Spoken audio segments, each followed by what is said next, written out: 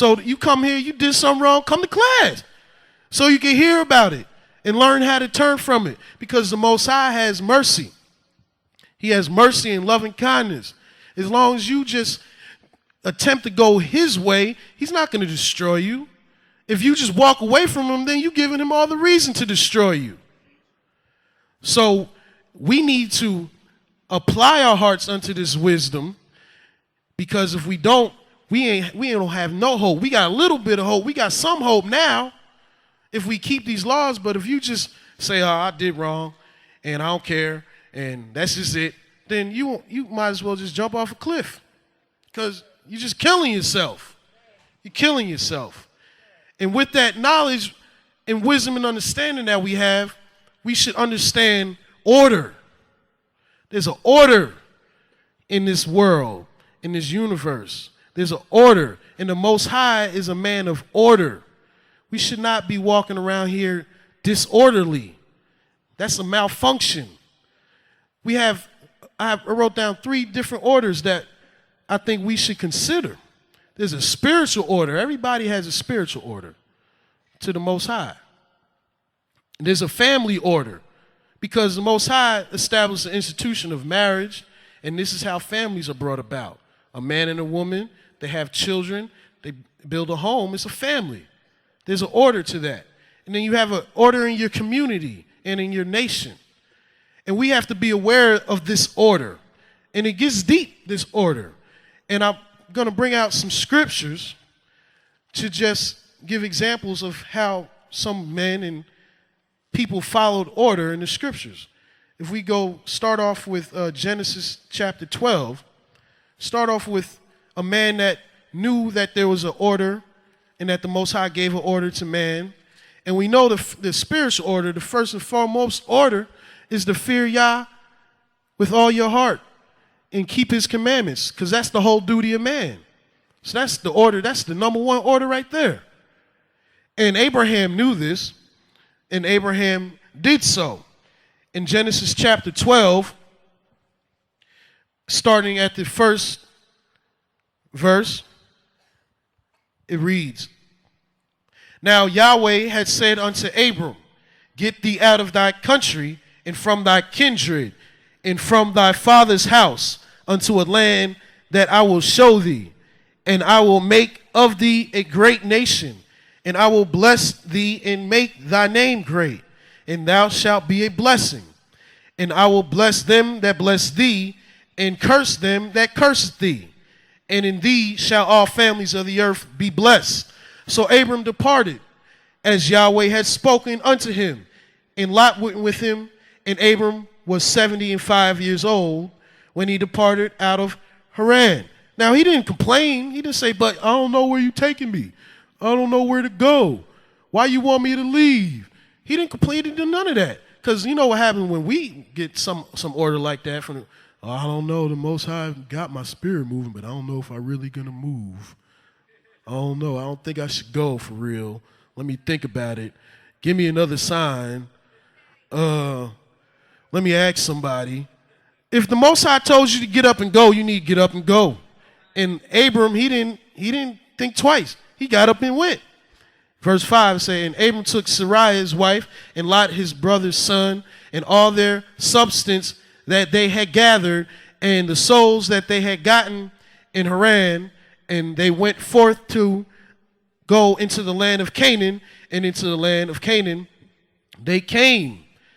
And Abram passed through the land unto the place of Shechem, unto the plain of Moreh, and the Canaanite was in the land.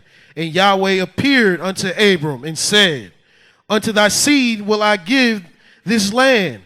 And there builded he an altar, and Yahweh appeared, and unto Yahweh who appeared to him. So he got up and he went, and then the Most High told him, this is going to be your land. So if you thinking twice about what Yahweh's telling you to do, remember what Abraham did, and he was rewarded greatly for listening to him. What did he say? It was counted to him for righteousness for listening to him. So for having faith in the Most High. He didn't know where he was going. He didn't know what he was doing. But he still went. Another example that Abraham knew about fearing Yah and keeping his commandments, because that's the duty of man. He didn't ask any questions in Genesis 22. Start at the first verse.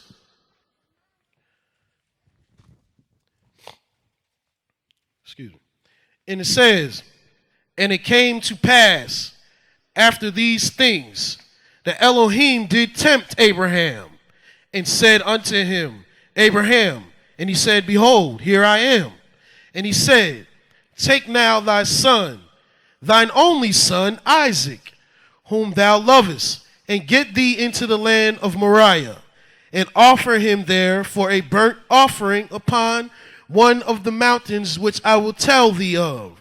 And Abraham rose up early in the morning, and saddled his ass, and took 2 of his young men with him, and Isaac his son, and clave the wood for the burnt offering, and rose up and went unto the place of which Elohim had told him.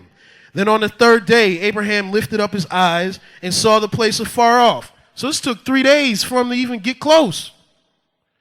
And he still didn't, and he had to carry his son for days, his only son, for days, to go sacrifice him. And Abraham said unto his young men, abide ye here with the ass, and I and the lad will go yonder and worship, and come again to you. And Abraham took the wood of the burnt offering and laid it upon Isaac his son, and he took the fire in his hand and the knife, and they went both of them together. And Isaac spake unto Abraham his father, and said, my father. And he said, here I am, my son. And he said, behold, the fire and the wood, but where's the lamb for a burnt offering? Now, how many of you going to do that with your son? Your only son. Abraham was a strong man. His son sitting there like, his son wasn't dumb. Like, hold on. I see fire. I see wood. I see a knife. I don't see no animal. It's just me and him. What you doing, Dad? And Abraham had to tell him, he said, my son Elohim will provide himself a lamb for a burnt offering. So they went both together. He said, the Most High going to provide. Abraham knew what was going on. Abraham knew it was either his son or the Most High was going to provide if it wasn't going to be his son. But he knew the Most High was going to provide, and he had faith in the Most High and understood the order that is set forth to follow the words of the Creator. Verse 9 says, and they came to the place which Elohim told him of. And Abraham built an altar there, and laid the wood in the order, and bound Isaac his son, and laid him on the altar upon the wood. And Abraham stretched forth his hand, and he took the knife to slay his son. And the angel of Yahweh called unto him out of heaven, and said, Abraham, Abraham. And he said, here I am. And he said, lay not thy hand upon the lad, neither do thou anything unto him. For now I know that thou fearest Elohim, seeing thou hast not withheld thy son, thine only son, from me. And Abraham lifted up his eyes and looked, and behold, behind him a ram caught in a thicket by his horns. And Abraham went and took the ram and offered him up for a burnt offering in the stead of his son. I only have one son, and I don't know, I can't tell you right now that I could do what he did. I'm not in that situation, but that's a strong man. And he knew the order, which is to fear Yah, keep his commandments. And this was a commandment that Yahweh gave Abraham. And he was testing him to see what was he going to do. Because if Abraham would have went the other way, then that would have not been the man that the Most High needed to pick. But Abraham said, what'd you say? Go sacrifice my son. All right, like a robot. That's the only person we should be a robot to is the Most High. What do you say, Yah? Jump over the hill? Okay, I'm going to jump over the hill. What do you say, Yah? Jump across the bridge, but the bridge is big. No, just jump across the bridge. The Most High going to make you jump across. If he's telling you to do it, that means you could do it.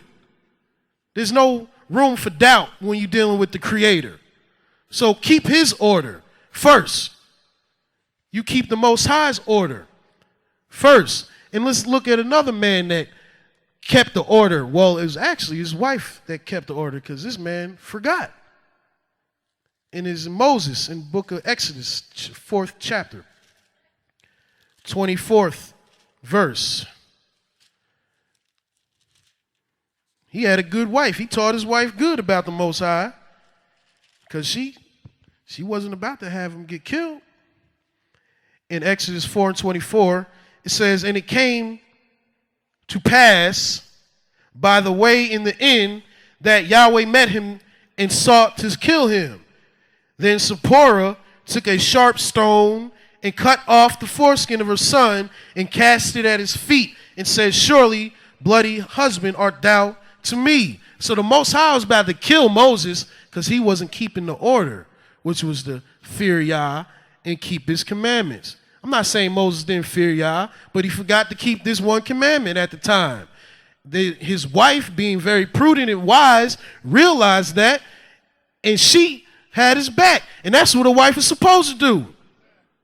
A wife shouldn't be sitting there like, man, you done forgot to circumcise our son. Now I'm about to die. No, because my wife, I'll look at her like, why didn't you tell me? That's what you here for. Help me out. And she helped him out. But she got like a bloody husband you are to me. Make me cut this foreskin. Remember the commandments. So that situation don't happen to you or I. Like it did to Moses. I'm sure that wasn't a pretty night for him and his wife. She mad at him like, look, you almost had this angel about to kill us. You know, that's extra work. They already going up against Pharaoh. You got to go up against the Most High too. It ain't good.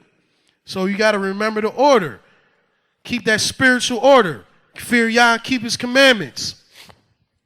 And then you have the community order. We have an order in the community, which is also to fear Yah and keep his